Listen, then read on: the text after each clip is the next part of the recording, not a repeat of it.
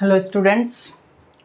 मैं आज class 9th का टॉपिक जो एटम्स एंड मॉलिक्यूल्स स्टार्ट किया था उसे कंटिन्यू करूंगा। एटम्स एंड मॉलिक्यूल में अभी तक आपने लॉ ऑफ केमिकल कॉम्बिनेशन की स्टडी किया और उसके बाद फिर आपने ये देखा कि लॉ ऑफ केमिकल कॉम्बिनेशन जो लेवाइजर और जोसेफ एल प्रोस्ट साहब के द्वारा दिया गया था, बेसिकली ये एक फ़िलासफ़ी था और साइंस ऐसा मानती नहीं है एक फ़िलासफ़ी को। साइंस में चाहिए एक्सपेरिमेंट, ऑब्जर्वेशन और उसके बाद जो रिज़ल्ट आता है वो चीज़ हमारे लिए इम्पोर्टेंट होता है।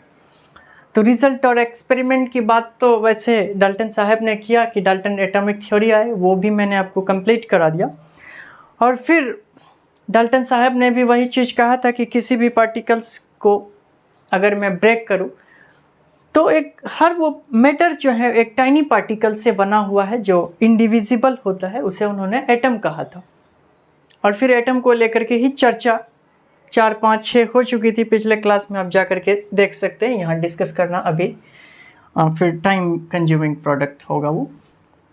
तो आज जो टॉपिक है, जो हर वो मैटर जो बना हुआ है वो टाइनी पार्टिकल से, उसे एटम कहा जाता है। आज हम उसकी डिटेल स्टडी करने जा रहे हैं, उसके बारे में जानना चाहते हैं कि आखिर उसकी साइज क्या है, उसको कैसे रिप्रेजेंट किया जा सकता है, और फिर उसके बाद हम उसकी मास की स्टडी करेंगे। फिर इस बारे में स्टडी करेंगे कि एटम किस फॉर्म में एग्जिस्ट करता है।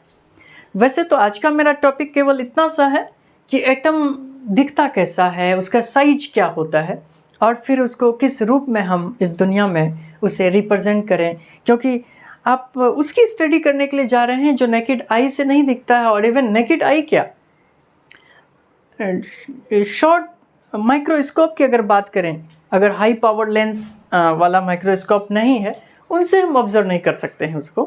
तो और हम उसकी स्टडी करने जा रहे हैं, तो मेरा माइंड उसके लिए एक इमेज कैसे तैयार करे कि हाइड्रोजन है, ऑक्सीजन है। आपने नेकेड आई से देखा नहीं, तो एक इमेजिनेशन बनाने के लिए, एक इमेज बनाने के लिए हम सिंबल का रिप्रेजेंटेशन करते हैं। उसका एक नेम भी फाइंड आउट किया गया, नेम दिया गया है, सिंबल है, और इस तरीके से उसकी हम स्टडी करेंगे ताकि वो हमें इजी लगेगा।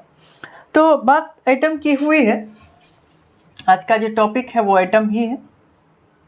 क्या होता है एटम, कई बार हो चुका है डिस्कस। इट इज ए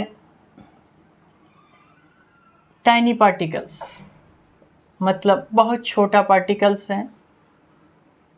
किसका? Of matters. और हर वो चीज़ जो एक मास ऑक्यूपाई करता है, एक स्पेसिफिक वॉल्यूम है, एक स्पेसिफिक स्पेस है, तो डेफिनेटली वो एक छोटे छोटे पार्टिकल से बना हुआ है, वो एक एटम है। एटम का शेप की अगर बात करें तो उसको इन जनरल में आपको एनसीईआरटी जो है बहुत कोऑर्डिनेटेड मैनर में लेकर के गया है आपको। उन्होंने आपको इमेजिन करवाया है कि जैसे एक बिल्डिंग है, बिल्डिंग बना हुआ छोटे छोटे रूम से, और छोटा छोटा रूम बना हुआ है वाल से। वाल बना हुआ है किससे? तो ईंट से और कंकर से। और ईंट और कंकर की बात करें तो कहीं ना कहीं वो मिट्टी के रेत से बना हुआ है। उस रेत से भी छोटा पाया जाता है कौन? एटम। और इतना छोटा, इतना छोटा, इतना छोटा, आप उसे नेकेड आई से तो क्या अगर ऑर्गेनाइज्ड माइक्रोस्कोप नहीं था, उसमें भी ऑब्जर्व नहीं कर सकते हैं। तो उनकी अगर किसी भी चीज़ की अगर मैं साइज की बात करूं, एक तो फिर वो दिखता कैसा है, उनका शेप कैसा है, उसके आधार पे हम साइज डिसाइड करेंगे। जनरली ये होता है स्फेरिकल शेप का। सबसे पहले साइज ऑफ एटम की बात कर रहे हैं। साइज ऑफ एटम में स्फेरिकल शेप का होता है। स्फेरिकल शेप, और स्फेरिकल शेप तो आपको पता है ना बेटा, कुछ इस तरीके से राउंड होता है। और अगर इसकी साइज की परफेक्ट की बात करें तो इनकी अगर मुझे रेडियस पता चल जाए तो फिर साइज निकल जाएगा। लेकिन रेडियस इतना छोटा, इतना छोटा, इतना छोटा, इतना छोटा, इतना माइन्यूट होता है कि आप उसको नेकेड आई से ऑब्जर्व ही नहीं कर सकते। और पता है इनकी साइज जो छोटी है, जो मैंने कहा इतना छोटा, इतना छोटा, वो कितना छोटा है? वैसे तो इसको मेज़र किया जाता है नैनोमीटर में। 1 मीटर की बात करूं तो 10⁹ नैनोमीटर होता है। ये एक मेज़रमेंट का यूनिट है। और इनकी रेडियस जो है, इट मेजर्स, ये जो मेजर्स किया जाता है, ये जो नापा जाता है इन नैनोमीटर्स। अलग अलग एटम के बहुत छोटी छोटी साइज होती हैं, ठीक है। अब साइज को लेकर के, साइज तो आपको पता चल गया है कि बहुत छोटा है, और फिर इसका शेप जो है वो स्फेरिकल शेप है। लेकिन अब इम्पोर्टेंट बात ये कि बहुत सारे एटम्स हैं, करीब हंड्रेड्स प्लस एटम्स की अगर बात करें, एलिमेंट्स की बात करूं, तो उनकी डिस्कवरी हो चुकी है। हर वो एलिमेंट्स का अपना एक नाम है, और फिर हर एक नाम को अगर मैं लिखूं, पर्टिकुलर अगर रिएक्शन हो रहा है, अगर ऑब्जर्व किया जाए, तो ज़्यादा टाइम कंज्यूमिंग होगा। और साइंस हमेशा हमेशा इस बात पर ध्यान रखती है कि टाइम को कैसे सेव किया जा सकता है। तो इस वजह से हम स्टडी करते हैं किसकी, सिंबल्स की, कि सिंबल्स की ज़रूरत क्यों पड़ी।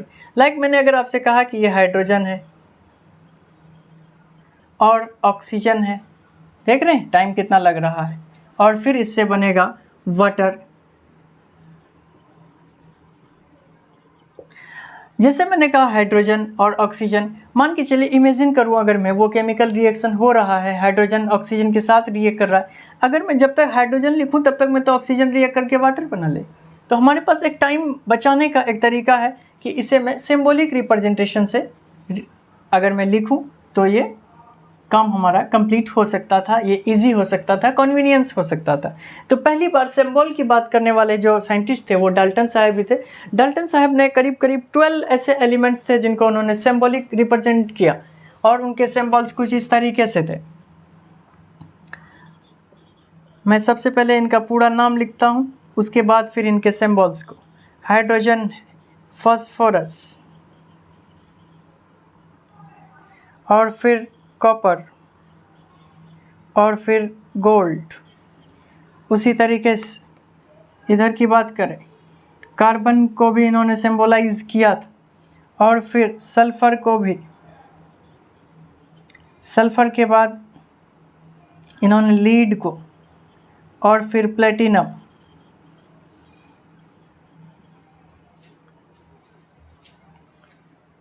उसके बाद अगर बात करें तो ऑक्सीजन,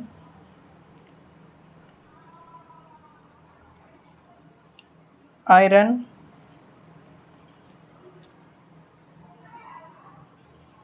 मरकरी, सिल्वर, ठीक है। इन सब को कैसे उन्होंने रिप्रेजेंट किया ये देखिए। हाइड्रोजन के बारे में उन्होंने कहा कि एक गोला बनाओ और एक बिंदा दे दो, हो गया हाइड्रोजन। फास्फोरस, मर्सिडीज का सिंबल कुछ इस तरीके से।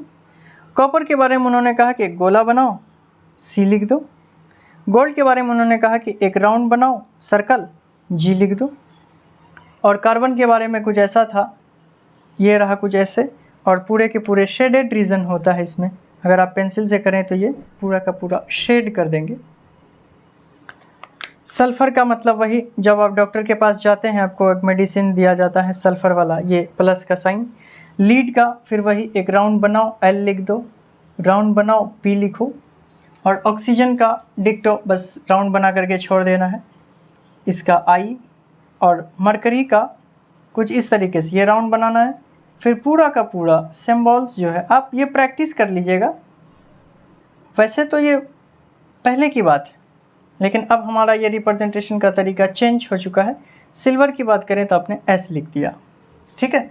कुछ इस तरीके से रिप्रेजेंट किया था डाल्टन साहब ने। लेकिन इसमें एक ड्रॉबैक है, अगर रिएक्शन चल रहा है ये सिंबल बनाने में, मान लेते हैं अगर मुझे मरकरी बनाना हुआ, मैं राउंड बनाऊँ और पूरा पूरा डॉट डॉट अगर मैं डालता जाऊँ, ये भी एक टाइमिंग कंज्यूमिंग प्रोसेस है।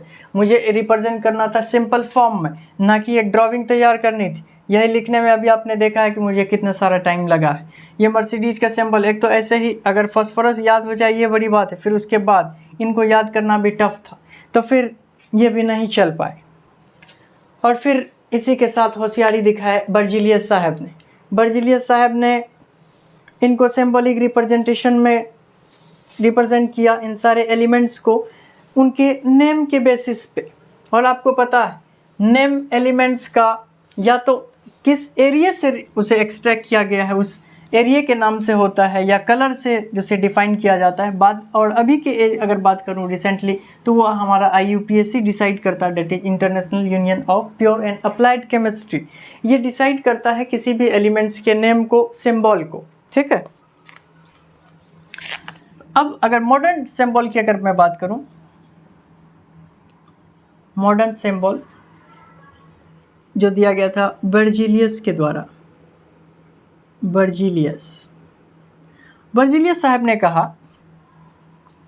कि किसी भी एटम या मॉलिक्यूल्स का जो नेम है उनके या तो प्लेस के आधार पे रखा जाता है या कलर के आधार पे या फिर उसको लैटिन में रखा जाता है। तो उनके जो भी वर्ड्स आते हैं इंग्लिश में, जो भी हम लिखते हैं, या तो उनके फर्स्ट अल्फ़ाबेट को लिखें, ठीक है, या फिर उनके 2 अल्फ़ाबेट्स लिखे जाएंगे। 2 अल्फ़ाबेट्स में ये मैंडेटरी भी नहीं है कि पहला टू कॉन्जिक्यूटिव की बात नहीं है, अलग अलग है। तो मैं आपको बताता हूँ आपको किस तरीके से मैंने कहा है आपसे कि फर्स्ट, जैसे मैंने कहा कॉपर का जो नाम पड़ा है वो एक एरिया के हिसाब से, डेट इज सिप्रस, ठीक है। और सिप्रस से ही हमने लिया है CU, ये हो गया आपका कॉपर का सिंबल। उसी तरीके से मैंने आपसे कहा है कि कलर के बेसिस पे, क्योंकि गोल्ड का कलर गोल्ड होता है, इस वजह से इसे गोल्ड कहा गया। अब गोल्ड में अब इसका सिंबल क्या होगा, इसको कलर के बेसिस पे ही लिया है, ठीक है। अब जैसे G है, मैंने कहा है कि फर्स्ट अल्फ़ाबेट ले सकते हैं, तो इसका जो सिंबल है वो G है। उसी तरीके से मैंने आपसे कहा कि लैटिन वर्ड में रखा जाता है, जैसे आयरन का लैटिन वर्ड होता है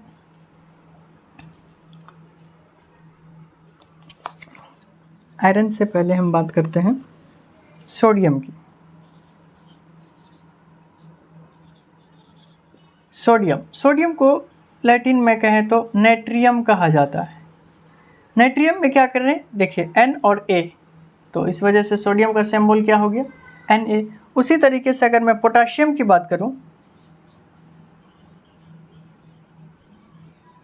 इसे कैलियम से लिया गया है, KELIUM। तो इसका फर्स्ट अल्फ़ाबेट क्या है, K, तो इसके सिंबल्स में K ले लिया। इस तरीके से इन्होंने इंग्लिश नेम से या तो फर्स्ट अल्फ़ाबेट या फिर 2 अल्फ़ाबेट्स को लिया। 2 अल्फ़ाबेट्स में भी ये मैंडेटरी नहीं है कि कॉन्जिक्यूटिव होगा। उन्होंने जैसे जिंक की बात करूं, जिंक Z इसका लिया और N इसका लिया, इसके सिंबल्स क्या हो गए, ZN, ठीक है। और कॉपर में तो आपने देख ही लिया है, C इसका, U इसका। तो इस तरीके से सिंबॉलिक रिप्रेजेंट किया गया। IUPAC के अकॉर्डिंग से ये चीज़ अब वेरीफाइड। पहले तो हम किसके बेसिस पे नेम रख देते थे, कौन से प्लेस पे डिस्कवर हुआ है या किस साइंटिस्ट ने सबसे पहले ऑब्जर्व किया है, उस आधार पे रख दिया। और अब जब IUPAC आ गई है तो हम सबसे पहले लैटिन वर्ड में उसको डिफाइन करते हैं, और लैटिन वर्ड को जब इंग्लिश अल्फ़ाबेटिकल ऑर्डर्स में लिखा जाता है तो जो फर्स्ट अल्फ़ाबेट है या तो फर्स्ट एक ही लिखेंगे या 2 अल्फ़ाबेट्स में ये मैंडेटरी नहीं है कि कॉन्जिक्यूटिव 2 होगी, अदरवाइज तो फिर सबकी ऑटोमेटिक पता चल जाता। तो फिर या तो 2 अल्फ़ाबेट जब लेते हैं तो ये कॉन्जिक्यूटिव हो, ये मैंडेटरी नहीं है, जैसे आपने देखा जिंक में और फिर कॉपर में। इस तरीके से सिंबल को रिप्रेजेंट किया गया। मैं आपको 20 जो एलिमेंट्स हैं 20 तक सीरीज वाले, मैं सबके सिंबल्स लिख देता हूँ। आप इसे याद करने का ऐसे बैठ कर के कोशिश नहीं करेंगे, आप कोशिश करेंगे इसे प्रैक्टिस करने के। NCERT भी यही चीज़ कहती है कि आप इसे मेमोराइज ना करें, आप बार बार इसे रिपीट नंबर में जब प्रैक्टिस करेंगे वो आपको खुद ब खुद याद हो जाएगा। वैसे तो बेटा निमोनिक्स भी बहुत सारे हैं, लेकिन मैं यहाँ पे आपको नहीं दे रहा हूँ। सबकी सिंबल्स को मैं आउट ऑफ 20 तक लिख लेता हूँ, ये सीरीज में ही चलेगा। हाइड्रोजन, हीलियम, इसको बोलते हैं लिथियम, और फिर बेरिलियम, फिर बोरोन, कार्बन, नाइट्रोजन, ऑक्सीजन, उसी तरीके से फ्लोरीन, और फिर ये रहा आपका नियॉन। इधर तो 10 हो गए, ये सीरीज में है 1 to 10 करके लिख देता हूँ। इसका एटॉमिक नंबर 1, ये 2, ये 3, ये 4, ये 5, ये 6, ये 7, ये 8, ये 9 और ये रहा 10। अब देखिए हाइड्रोजन को सिंबल में कैसे लिखा जाएगा, इनके फर्स्ट अल्फ़ाबेट को ही ले लिया।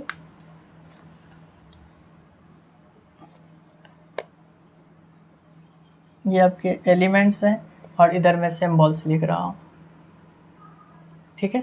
सिंबल्स में मैंने एक अल्फ़ाबेट लिया H, इसका H और E लिया। और एक चीज़ आपको ध्यान में रखना है कि जो फर्स्ट लेटर है वो कैपिटल में होगा, बाकी जो सेकंड लेटर है वो स्मॉल लेटर में होगा, ठीक है। लिथियम का उसी तरीके से हाइड्रोजन हीलियम और इसका हो गया Li लिथियम, Be से बेरिलियम। बोरोन का फिर एक ही अल्फ़ाबेट को लिया बोरोन, कार्बन का एक ही कार्बन, नाइट्रोजन का एक ही अल्फ़ाबेट काफ़ी है, ऑक्सीजन का एक ही काफ़ी है, फ्लोरीन का एक ही काफ़ी है और नियॉन का Ne, ठीक है।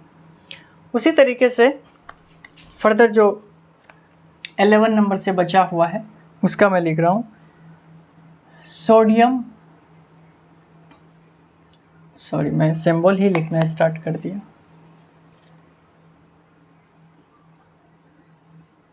सोडियम, मैग्नीशियम, वैसे तो आपकी एनसीईआरटी में दे रखा है, एल्यूमिनियम, फास्फोरस, सल्फर, सॉरी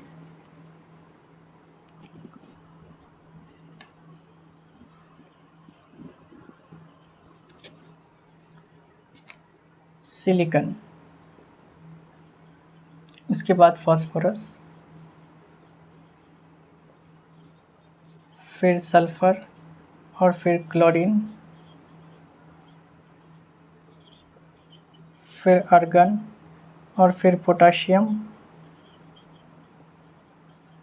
उसके बाद लास्ट वन मैं 10 तक लिख रहा हूँ बस, कैल्शियम। देखिए कैसे लिखा गया, ये आपका हो गया 11, 12, 13, 14, 15, 16, 17, 18, 19, 20 तक का। सिंबल्स कैसे लिखे जाएंगे, सोडियम मैंने कहा है कि ये लैटिन वर्ड जैसे कि नाइट्रियम से आया है तो इसका लिखा गया Na। मैग्नीशियम का फर्स्ट अल्फ़ाबेट इधर M, second alphabet G, Al, और मैं फर्स्ट जो है कैपिटल में लिखता हूँ, सेकंड जो है वो स्मॉल में लिखा जाता है, आपको भी ऐसे ही ध्यान रखना। सिलिकॉन का Si, फास्फोरस का बस एक लेना है P, सल्फर का S, क्लोरीन का Cl और आर्गन का Ar, पोटाशियम का कैलियम से K और कैल्शियम का Ca। इस तरीके से सिंबॉलिक रिप्रेजेंटेशन आप अभी मॉडर्न डे में देखते हैं। तो मैं अभी भी कह रहा हूँ कि आप इसे मेमोराइज नहीं करेंगे, आप बस इसे प्रैक्टिस करते रहिए अलग अलग नेम्स का, इससे आपका सिंबल हो जाएगा। आज आपने देखा कि साइज़ तो बहुत छोटा था और फिर सिंबॉलिक रिप्रेजेंटेशन इसलिए करते हैं क्योंकि मुझे टाइम कहीं ना कहीं सेव करना होता है हर वो एलिमेंट्स को। जैसे आपने देखा बोरोन को लिखने में अभी मुझे टाइम लगा, अगर मैं सिर्फ बी लिख दूं तो ये अंडरस्टूड होगा कि वह बोरोन के बारे में बात चल रहा है। तो टाइम बचाने के लिए पहले तो सबसे पहले डाल्टन साहब ने आया और डाल्टन साहब किस तरीके से रिप्रेजेंट करके गए वो आपने देख लिया। उसमें वो ड्राइंग बनानी पड़ रही थी तो काफ़ी वो भी टाइम कंज्यूमिंग था, कोई मतलब नहीं। और उसके बाद वहीं से आइडिया आया बर्जिलियस को, बर्जिलियस साहब ने कुछ इस तरीके से सिम्बोलाइज किया, ठीक है।